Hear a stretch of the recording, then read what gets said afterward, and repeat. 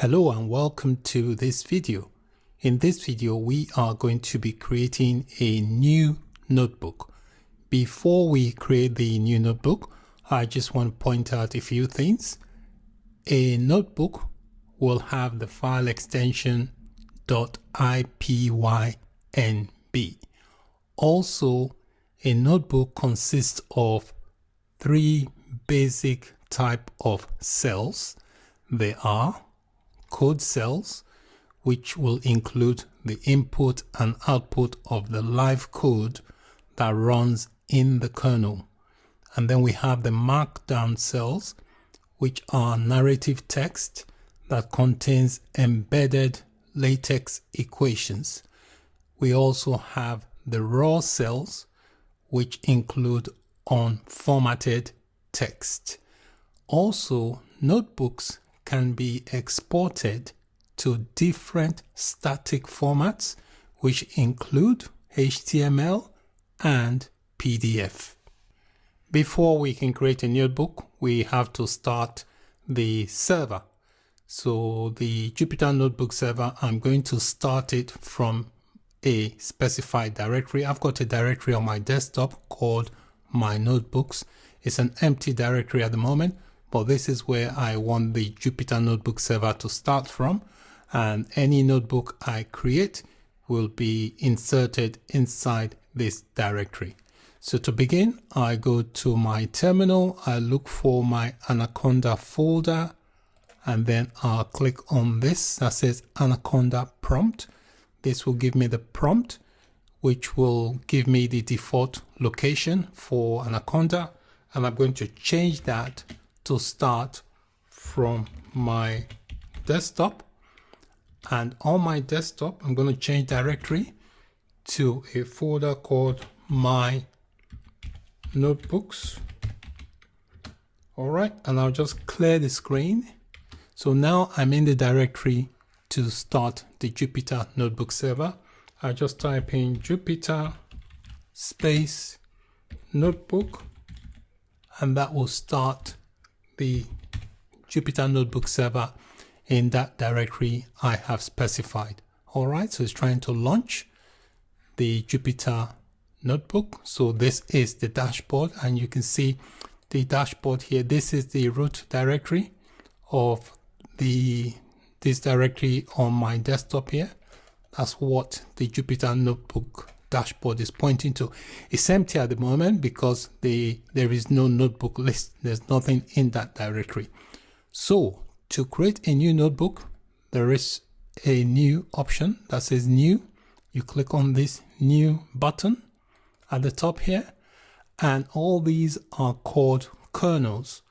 So whatever kernels you see here depends on what's installed on the server.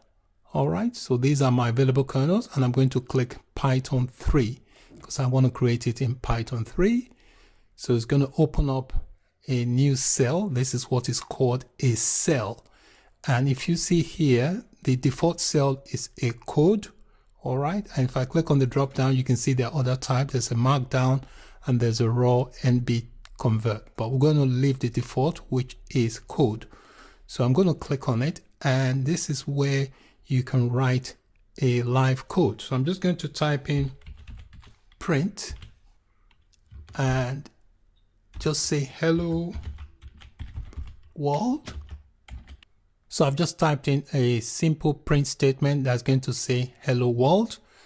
And to run this cell, you can click on the run button here, or you can do shift and enter.